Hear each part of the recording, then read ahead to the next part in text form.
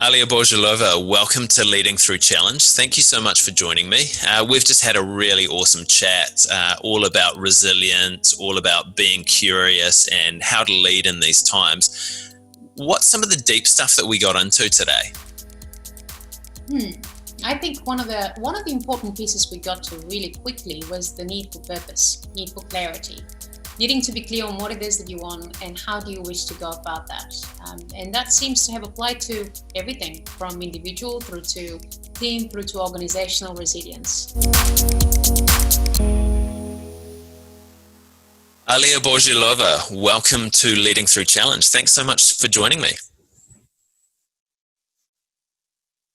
Thanks for having me. Alia, who are you in a nutshell? In a nutshell, professionally, I am an organizational psychologist with an insatiable appetite for resilience, and that means individual, team, organizational resilience. And so I spend the vast majority of my time exploring some of the most, subjectively speaking, weird and wonderful issues that there are in that space. Other than that, I'm a mum of a 5-year-old, a crazy energizer bunny, and someone who is constantly curious, sometimes too curious for my own good. Fantastic. And what is it about leadership that interests you the most?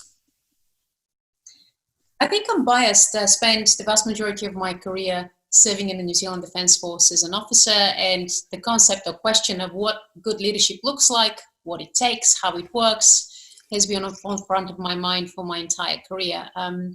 What I'm particularly interested in are the times when the context changes, when our circumstances change, and how the capabilities we thought pan out perfectly for good leadership end up changing in changing circumstances. So it's difficult to talk about it by that, knowing how many outcomes rest in the hands of leaders. Yeah, and that's a topic that fascinates me as well. And I guess in essence, this show is all about resilience and how can we be more resilient as leaders, but also how can we foster resilience in our teams. And I think, especially at this time period, resilience is a word that has been thrown around a lot, and potentially has some slightly different meanings depending on who's using it. But how do you think about resilience? My perception of what resilience looks like has changed a little bit. I think the reason why is that I have utmost appreciation and respect for the fact that we have an abundance of resilience as we are. We are made of it. Whether or not we like it, we are. So what I'm interested in is not so much the kind of resilience that helps us bounce back following significant changes, but the kind of resilience that helps us bounce forward, the kind of resilience that predicts how curiously we are engaging with the environment that we are in, how deeply we explore the possibilities that we've got in front of us, and most importantly, how we can gain from the setbacks we have experienced so that we can move forward far better than we contemplated. That's the sort of resilience that I'm interested in, bouncing forward. Yeah, and I like the way you talk about that and how you've framed it as well, because I think that's similar to the way that I think about resilience as well. It's not just after the fact of something's already happened, because often in these situations, that's something that we need to be navigating for a long period of time, and we need to be able to get through it. We can't just curl up in a ball and wait for the end and then look to recover after that. It's in the moment stuff as well, which is really important. And I think where maybe a few of the definitions let down the concept of resilience. Tell me a bit more about that. What are you thinking? Well, I think like from what I've looked at in regards to resilience, there are a multitude of different ways that people look at it and ways that people have measured it as well. And I think there's been almost an over focus on the after effect of, hey, this incident has happened. How do you recover from it?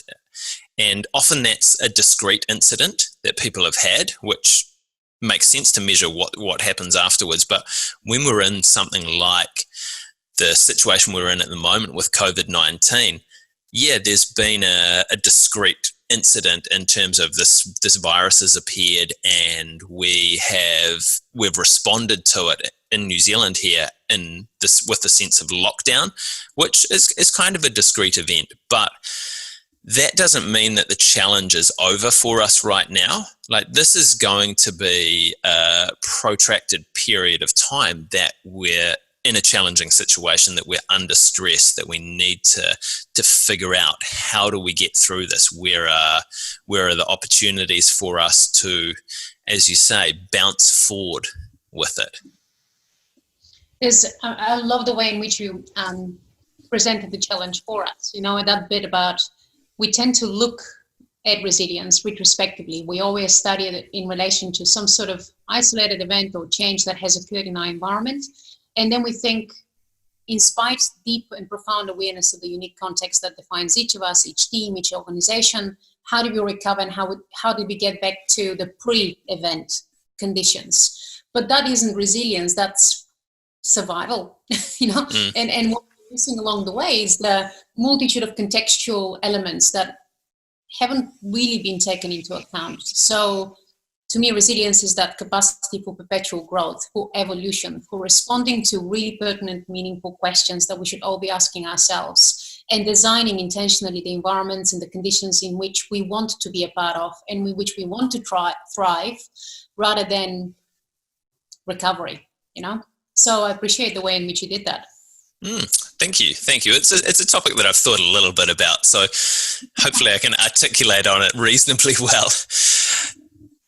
I know a lot of your work has been around this and looking at some of the factors that influence our ability to be resilient in this way, not just recover, but to bounce forward.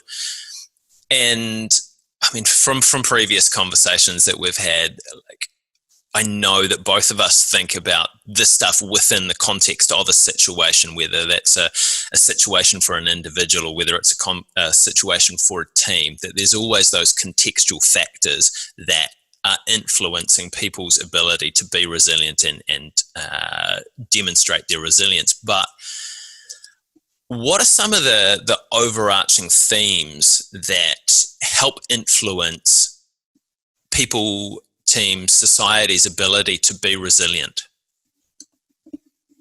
Yeah, so thinking of the way in which we've defined resilience, I'd hazard a guess that one of the factors that prevents us from being our best in our potential to be resilient is the fact that we pay attention to all the wrong things a lot of the time. We get scattered, we get convoluted, we focus a whole heap more on wishful thinking rather than intentional engagement.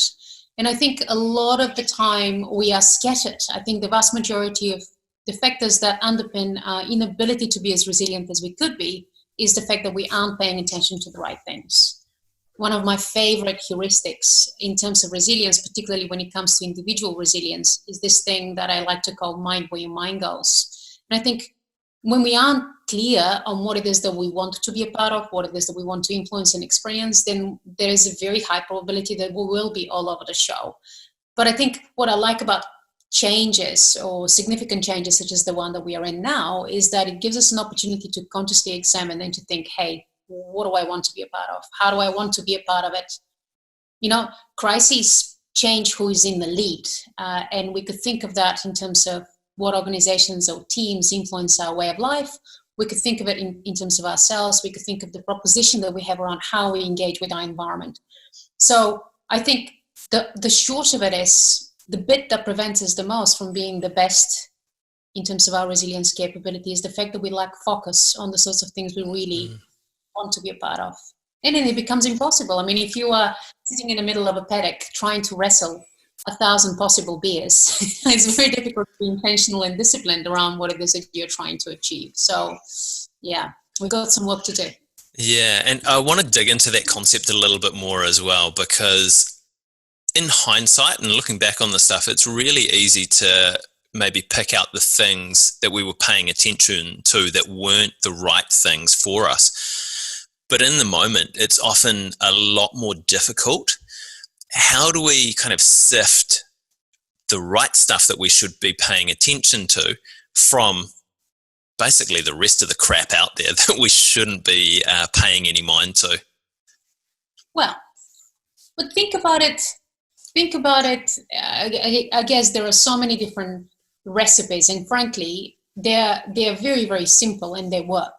But if we're to think about an individual in the midst of endless chaos and constant change, the sorts of questions that really matter are the questions that come out of how self-aware we are, how clear are we on what our purpose is, how clear are we on what the best of ourselves looks like, acts like, and anticipates.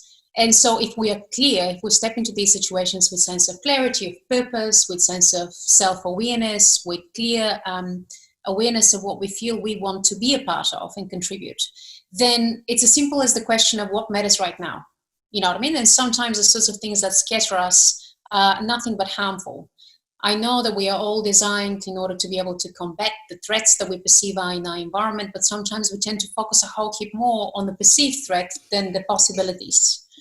But when it comes to teams and organizations, it's as simple as that bit. Again, clarity of purpose. If we are clear on what it is that we want to be and want to do, the rest of the questions align a whole heap more seamlessly. You are right. We can't be as clear as we need to be if we have absolutely no understanding of what it is that we want to be, where we want to be, how we want to engage. So to me, the rest of the questions really don't matter unless we start off with, what does it mean for us to be firm on our feet? Is our goal, is our mission, is our vision for ourselves, for our team, for our organization clear enough for us to move forward? Because if we don't have that, everything is a go, right?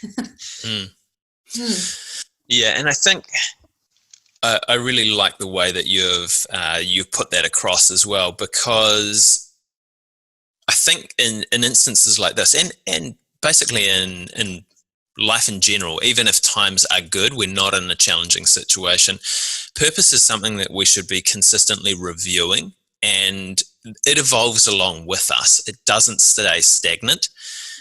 Obviously, times like this accelerate or change what our purpose might be a little bit more, because our purpose today is potentially slightly different to what it was 3 months ago when we weren't in the midst of everything that's going on at the moment. So it's paying attention and allowing that to evolve over time as well, not getting caught up in this is what it was 6 months ago. It needs to stay like this. It's consistently questioning, I think. Yeah.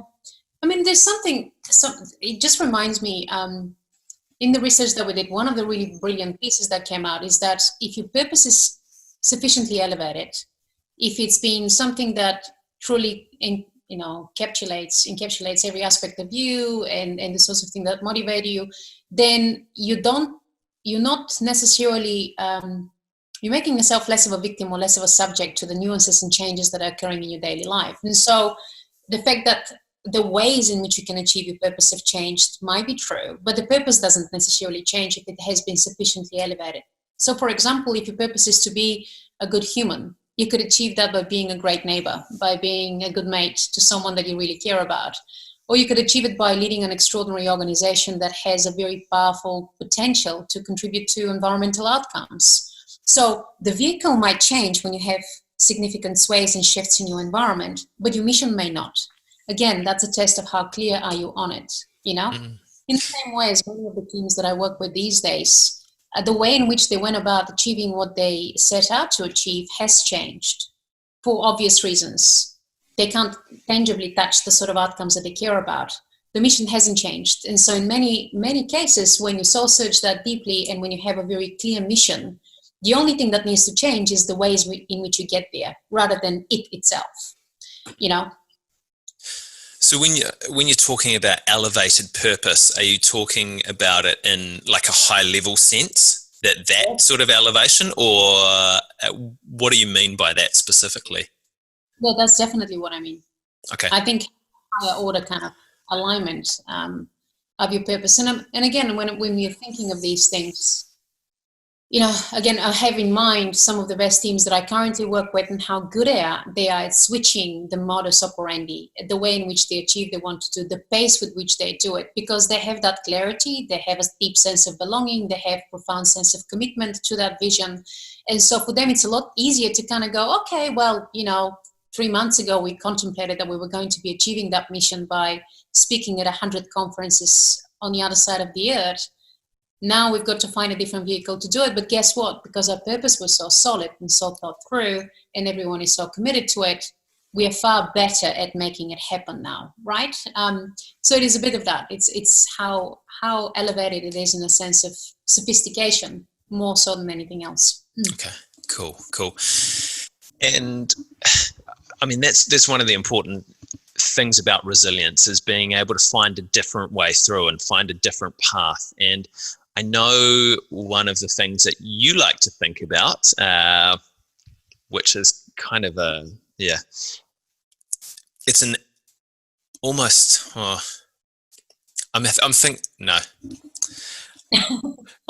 going to cut this bit out. I know that one of the things that you like to be thinking about and to be curious about is curiosity, because it does allow us to find a different path through challenge. Why does curiosity play such a big role in our ability to be resilient and our ability to bounce forward? Well, there are some really basic reasons why it is profoundly important.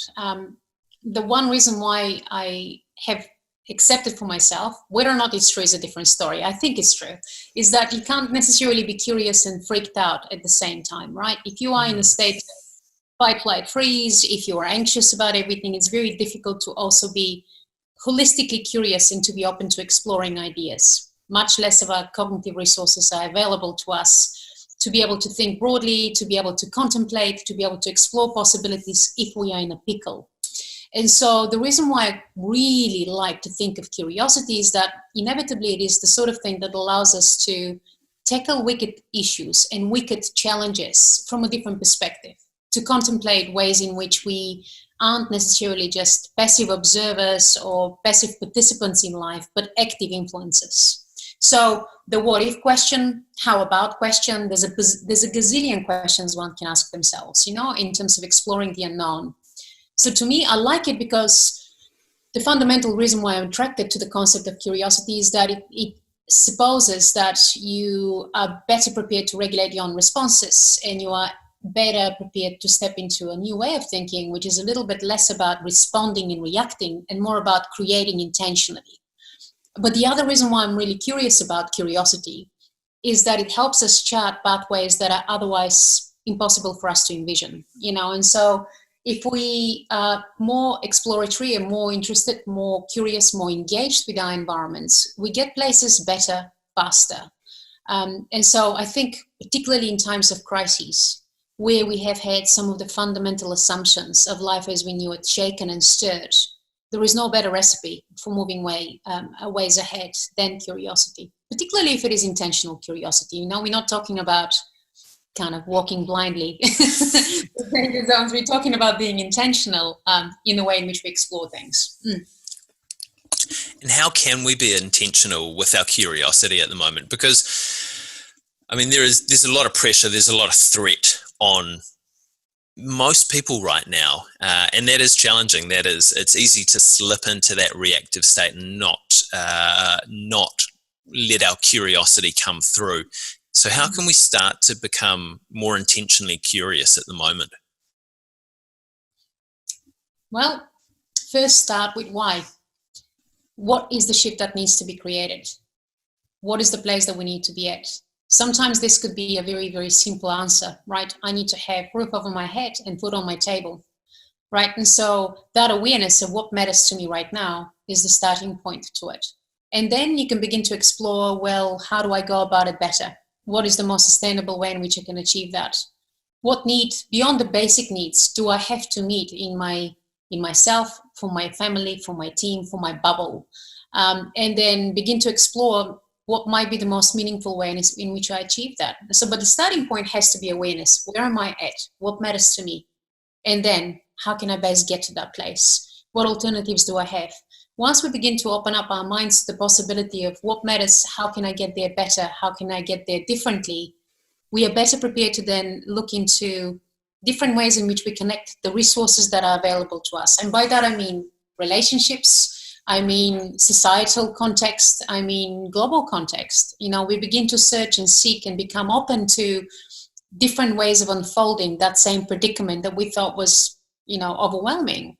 It's a little bit like origami. Do you know what I mean? Look, you can unfold it many different ways if you allow yourself to imagine that this could take a different shape. Do you know what I mean?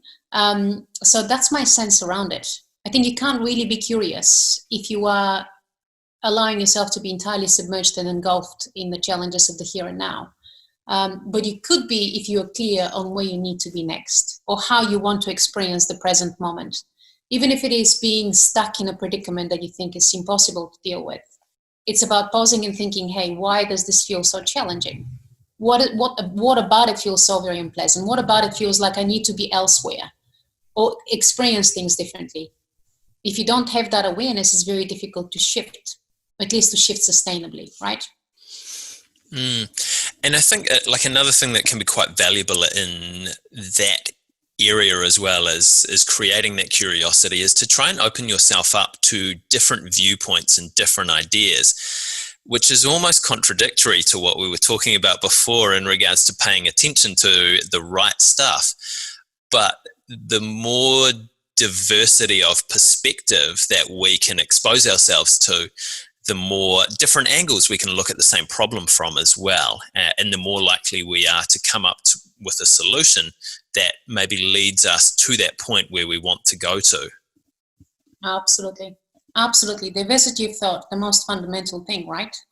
Again, you unfold things from a different perspective. I don't know if it is contradictory to what we were talking about before. I think what it is that it gives you, it channels your energy, I think, in the same direction. But if you have that degree of openness, and in many instances, interpersonal curiosity, the ability to be able to explore without judgment another view, another perspective, that can only contribute. That really creates that really wonderful shift away from something that you felt solid into, but maybe not necessarily fulfilled you, and thereby you kind of unpack and explore from a different angle. So I think it's probably part of the same thing.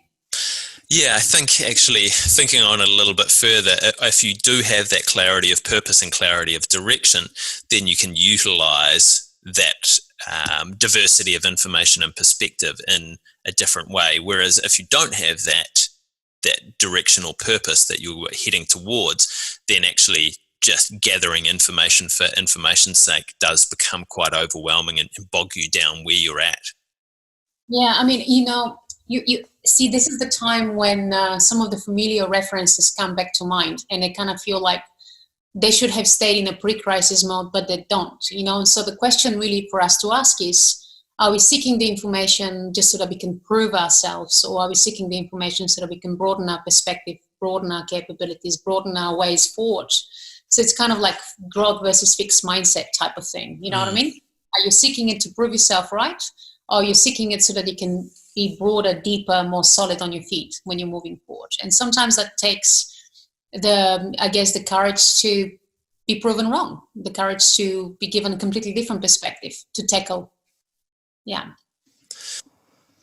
I very much agree with that.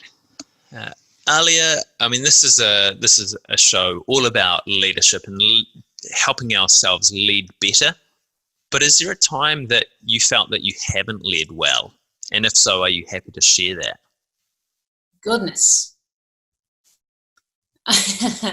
I'm actually trying to think of when is a time where I can hand on hard thing I've led the best way I possibly could have. I think if you have any degree of capacity for introspection, capacity for reflection, and capacity for self-analysis, I'd be frightened if any leader said I led exceptionally. You could be led to the best of your abilities at the time, but then you get to learn a few things. Yeah. Oh, sorry. Has there been a time where you feel that you've led badly?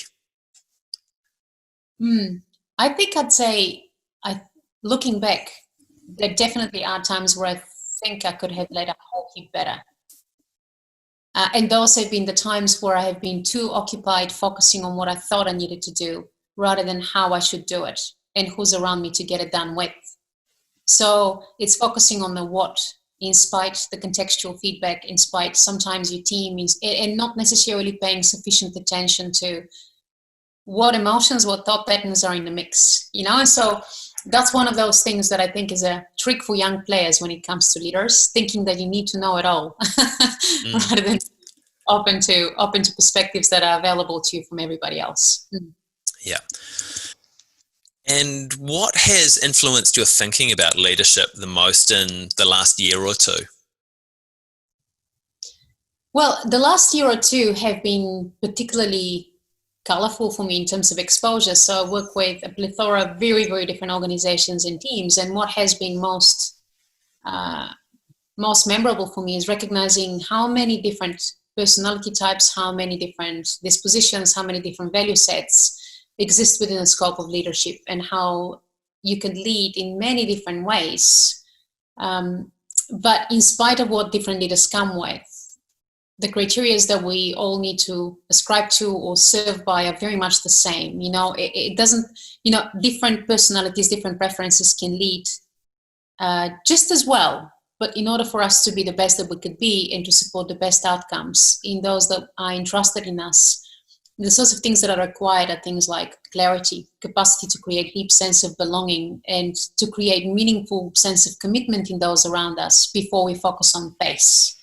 So it's been humbling to notice how many different ways we have to go about this thing called leadership, but how important it is for us to focus on exactly the same simple things that we tend to often disregard.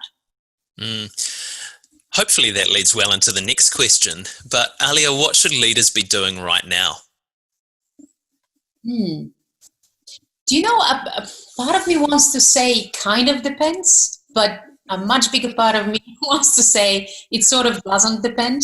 So the reason why I wanted to say kind of depends is that I know how most of us really want to be recognized for being very different, and we think that the same rules that apply to someone else definitely don't apply to us because we are all so very special. But I think that's a bit of a cop-out, to be fair. The more I age into this leadership space, the more I realize that we're just sometimes trying to find excuses for being a bit precious during crisis. So to me, there are very few excuses left. I think leaders need to be open, transparent, and entirely unapologetic around helping themselves explore sense of purpose with those they lead.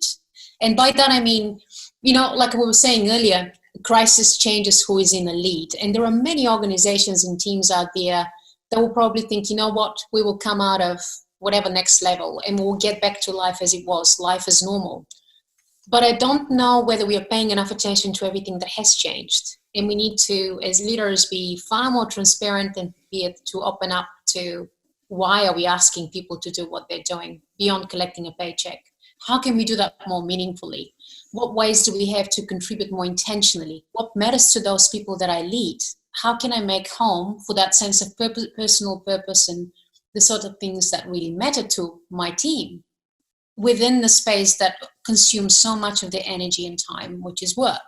So to me, leaders need to pause, recognize what has changed. And that's not just a solitary individual exploration. I think we need to be doing this in concert with everyone else around us. I think we're running a huge risks if we are building these powerful pictures of the future in our own minds. We have to co-create those with our teams. So we've got some reorienting to do, no matter the organization that we lead. But first, we have to recognize what's changed. We have to see how the changes that have happened have found the people that we lead. We need to reorient jointly towards something a little bit more meaningful and far more transparent.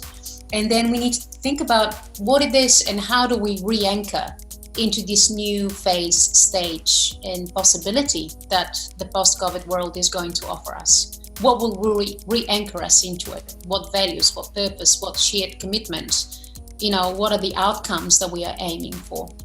So the short of it is we have a lot of work to do, but I think leaders need to be a whole heap more transparent and connected with those that they lead, and be more committed to co-designing the outcomes that they expect everyone else to be committed to. Does that resonate? It does, yeah. Yeah, definitely. I very much agree with that statement. Alia Bojilova, thank you so much for joining me today. Thank you for having me.